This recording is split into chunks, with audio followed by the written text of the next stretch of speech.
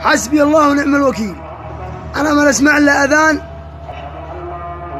يرفع بكل وقت وكل صلاة، لكن المسلمين ما فيش، يقولوا قولة حق.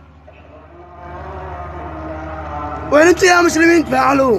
ورا يشتي يقرحوني، يقول لكم قضية رأي عام، هذا الديوث هذا يتحرشني بأمه، هذا مستغل نظام مركزه، مستغل ارتباطاته، مستغل ماله، مستغل كل شيء. لأننا كشف نظام دولة، نظام تعقب ومراقبة وتجسس. جاءوا يشلوني وال من القسم المنطقة الشرقية اللي عند العمري، تهديد ترهيب على سبيل يبزوني المصحة.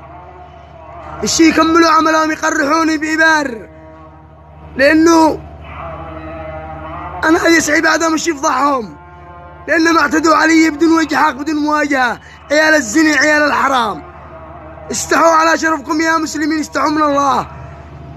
كيف تشوفوا الباري يرحمكم وانتم ساكتين، والمتعاونين معهم يزيد يتحرشني بأمهاتهم الديث أبناء الديث.